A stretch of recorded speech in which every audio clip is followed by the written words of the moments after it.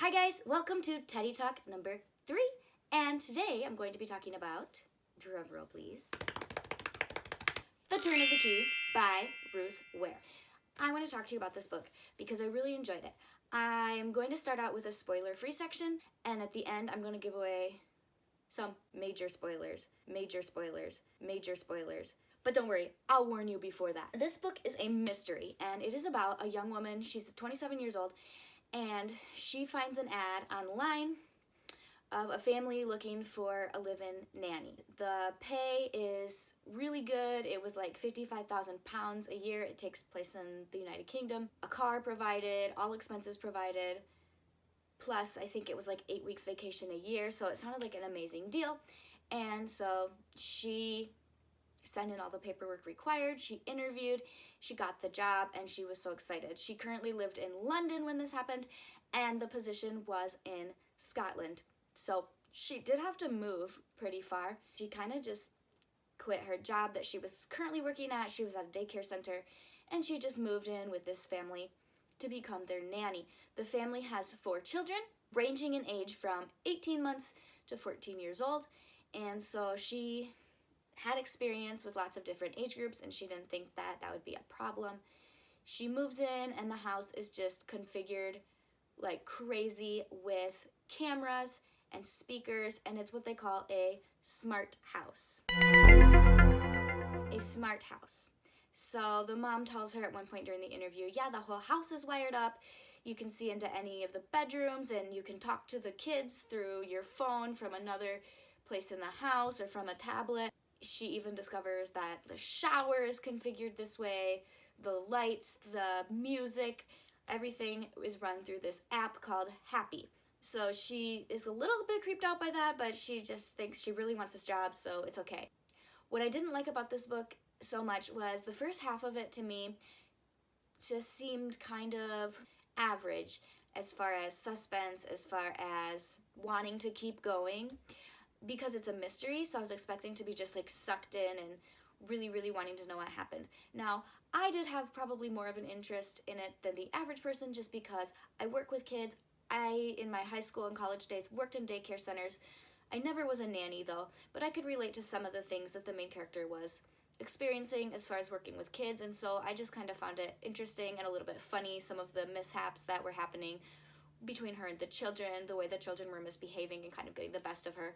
I thought it was a little bit funny and interesting, and I kind of found myself thinking, well, what would I have done in that situation? So that was interesting and kept me going. I don't know if the average person would have found that part interesting or not, if they don't work with kids or if they haven't been able to relate to that. While I didn't really find it suspenseful, the first like half, even 3/4 maybe, I did like how the author purposely left out some information that was integral to understanding the story and the mystery and the answer to the mystery, and I think that was crafted well. There were some parts that I kind of predicted, but I didn't predict them to go exactly the way that they did. I was on the right track, and I loved the ending. And with that said, here come the spoilers.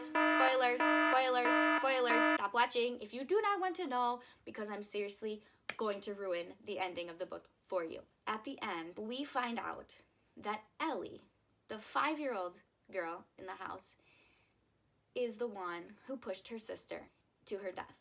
I think she just pushed her out of anger. She explains in her letter at the end she was angry at Maddie because Maddie did not want Rowan to stay, and Ellie did. Now, Maddie, as you know, I'm assuming if you're at this point in the video, you've read the book, or else you really don't care about spoilers, so maybe you don't know, but you probably know. We find out that Rhiannon, the teenager, and Maddie both are kind of wary of nannies because of the way that their dad has acted with the nannies in the past, and so they kind of made this connection that nanny equals dad leaving, my family breaking apart, my world falling apart. The older 2 girls kind of don't like their nannies from the start, and Maddie has been the one that's been scaring them off with the app, with her mom's old cell phone, and was sneaking into the attic window. Maddie, even though she's kind of starting to fall for Rowan, Maddie is still feeling like nanny equals bad, and so she's trying to scare her away and get her out. So Ellie realizes what Maddie's doing, and she wants her to stop, so she follows her and pushes her in anger.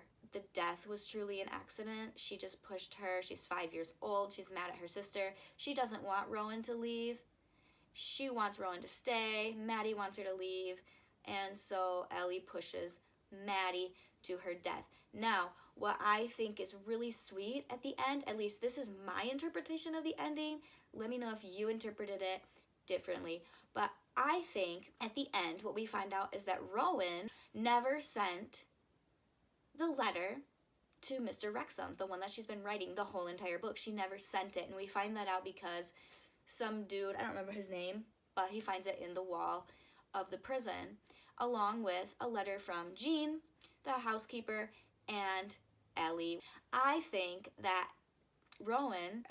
Rachel, got the letter from Ellie just before she was about to send the letter to Mr. Wrexham, and she made a decision that her little sister, who we now know that Ellie and the girls are all her sisters because Bill is her father, she decided that in order to protect her sister and save Ellie, who she loves very much, she would have to continue with the trial and take the blame for killing Maddie, even though she didn't do it, because she wants to protect Ellie. That was the best way to protect her, was to continue to take the blame for something she didn't do. And I actually found that pretty honorable and pretty noble of Rachel to do, because that would be hard. It's hard to get blamed for something you don't do, but when you love someone that much, a sister, a family member, you'll do anything to protect them, and I think that that's what happened. Let me know if you interpreted it differently, because it doesn't exactly say that that's why the letter didn't get sent. It doesn't exactly say that Rachel wanted to protect Ellie. That's just what I think.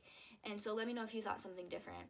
I also have a question, and my question is, are we to assume that Rachel was executed, or that she was moved to another prison and that her trial is still continuing, or what are we supposed to assume about that? I don't really know. I don't know if in Scotland, if they have the death penalty. I suppose I could have Googled that. Yeah, I should have done that. Anyway, I'm just wondering what actually happened to Rachel at the end, because it sounds like they're renovating the prison. That's why they find her letters in the wall.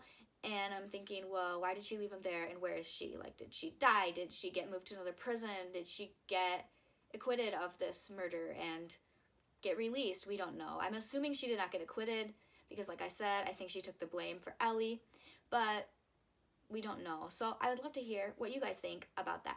I gave this book 4 stars on Goodreads because I really enjoyed it. I just thought it was a little bit lacking in suspense for it being a mystery, and that it could have been just a little more gripping or thrilling, and so I felt like it was lacking that element up until the last 50 or so pages, when I was like, oh my goodness, and I had to keep going and find out. Thanks guys for watching my 3rd Teddy Talk. Join me soon for another, and read your heart out. Bye guys!